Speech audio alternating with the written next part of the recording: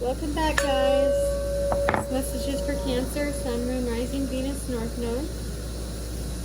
Thank you guys for stopping in. If it's your first time around, welcome, welcome. You're coming back. I'm grateful for that. I'm happy you're back. Happy to hear from you.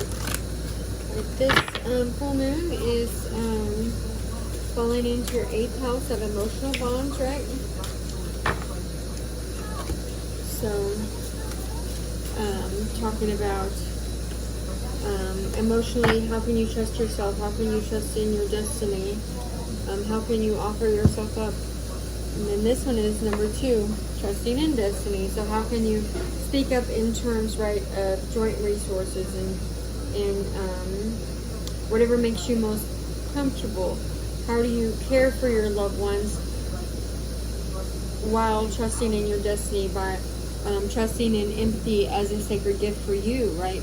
Valuing your bodies and physical and the spiritual senses, remembering that everything happens for you, not to you. There's a reason for it, right? It's like the basic process of human existence, processing absolute trust, right? The woman is one with her path and can influence it by trusting her life's purpose, her life's gifts. You know, the fingers placed on her throat here, and it can silence her, or it can represent the magical path that you have beyond the realm of words.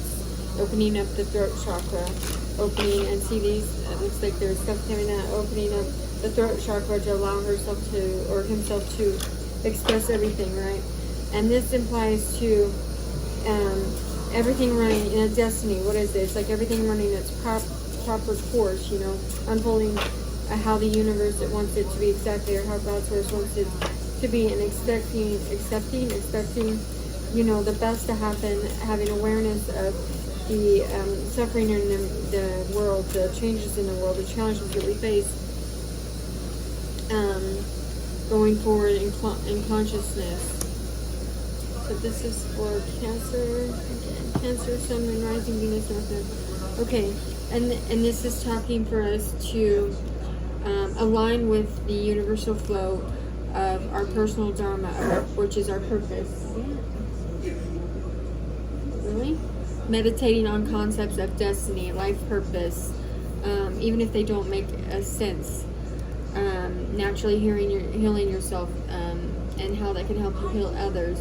So much of our purpose revolves around assisting others while remaining holistically balanced within ourselves, by remaining spiritually balanced, by remaining physically balanced, not just thinking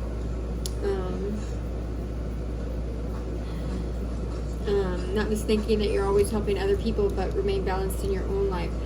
Like I said, physically, mentally, psychologically, spiritually, understanding that there's way more to life going on than just what we see and hear and feel, right? And exploring those feelings, exploring them as they come to you. Okay.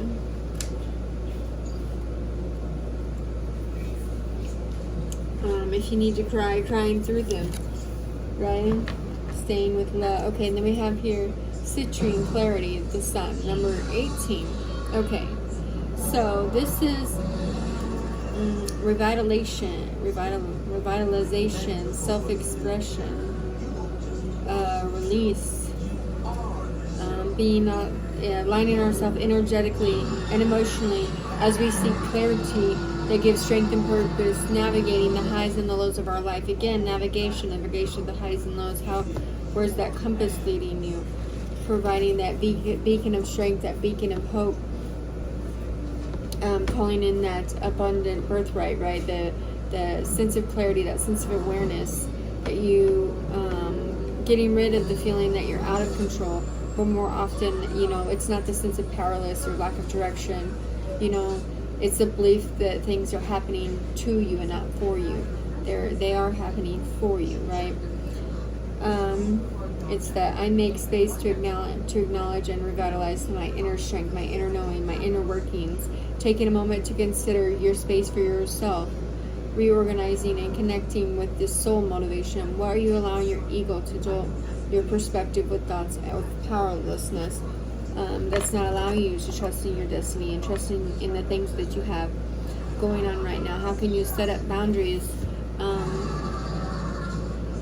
to fill your body with that golden energy, that sun-like energy, you know, and allow the self-doubt and confusion to go away, moving deeper into your awakening, right, for greater clarity on your path towards enlightenment.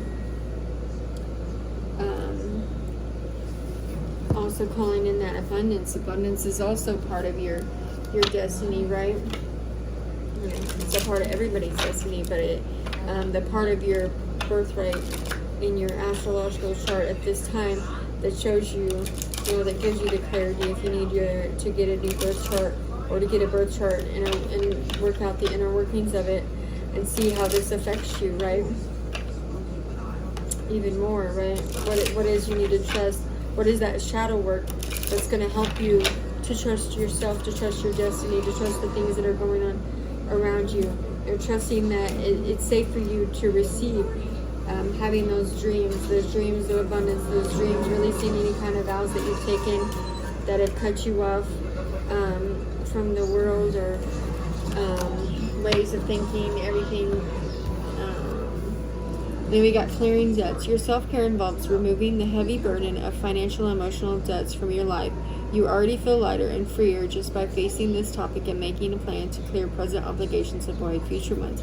Okay, so maybe there's some debt here, some emotional debt, some actual debt, financial debt, or just debts of things that have happened in the past that have caused you to think differently, or express yourself differently, or hold back in some types of situations. And okay, that is not allowed you to trust in things and trust in what you see, hear, and feel. Going beyond that, that clarity of mind, clarity of purpose, clarity of strength, clarity of this new beginning coming in, being gifted to you, right? Because those are like the hands of God giving you what? Giving you that Ace of Pentacles, that new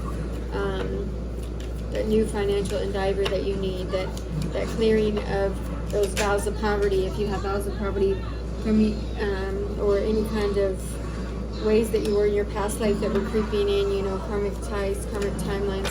It's literally like holding up to you so that you can get out of this hangman position, get out of that stuck position,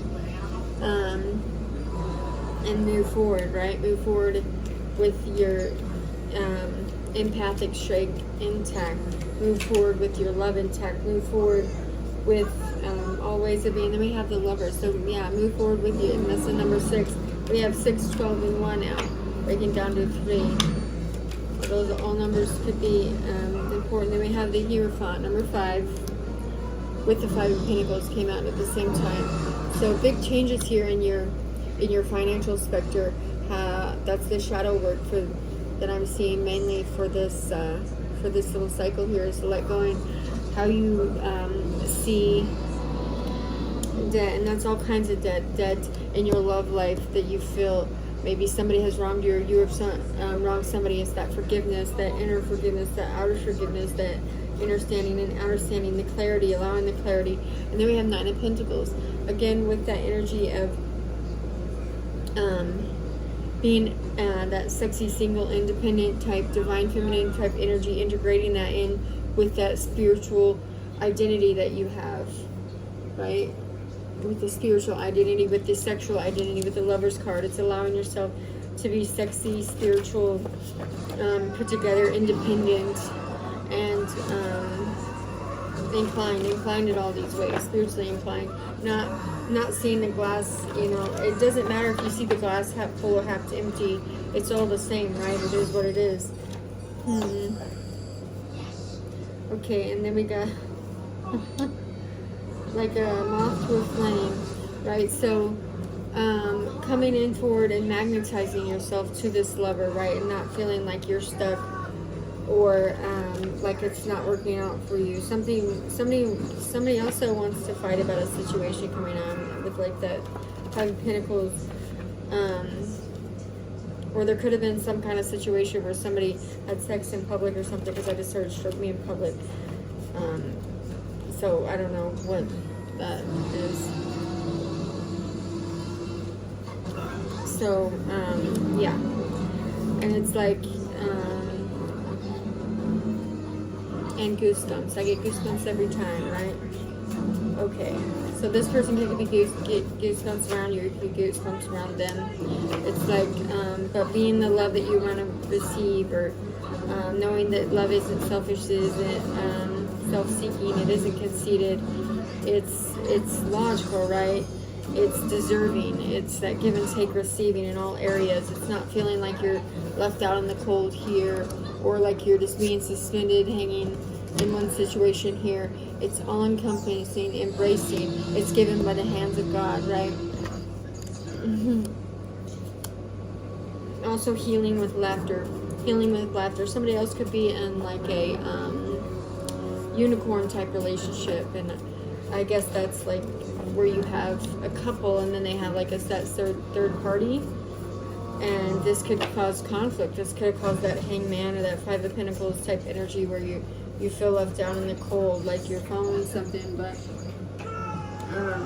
you're feeling left out in the cold, and it's caused conflict. Could cause conflict with money. Maybe you feel indebted to this situation in some type of way, shape, or form on this plane, on the astral plane, right? And or this person wasn't ready for a relationship, so there was conflicted advice given, have an open relationship, maybe that might be better. There's just, and then something happened with the third party.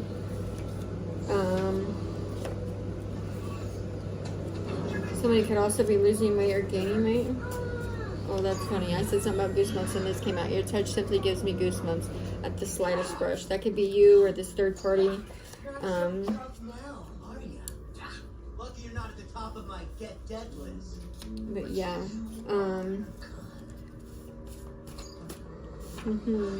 Didn't know how to love. Okay, so exactly what I was saying. Didn't know how to love, didn't know how to take things seriously, didn't know how to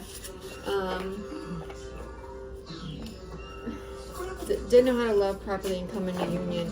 This could have been some kind of divinely guided situation to break up a union, to cause some kind of, I don't know, stop. I'm not going to say stop, but some kind of situation that's been guided to take away any kind of emotional availability, any kind of emotional aloofness, any kind of anything that has caused that stagnancy, right? Okay, this person could also be like controlling your decisions, an ex-parent, some kind of contract, or this person could be doing this to you, you could be doing this to them, or this third party, one or the other. That's just how it's coming out. It's like,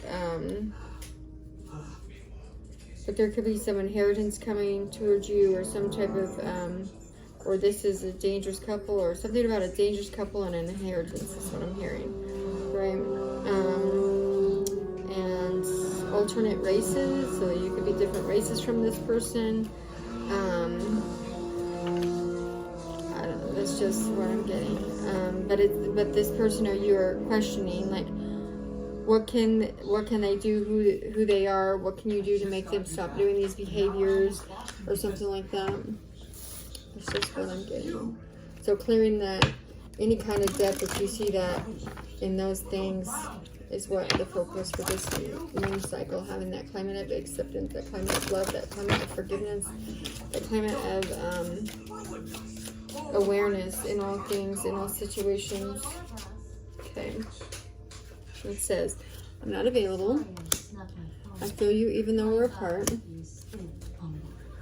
Okay.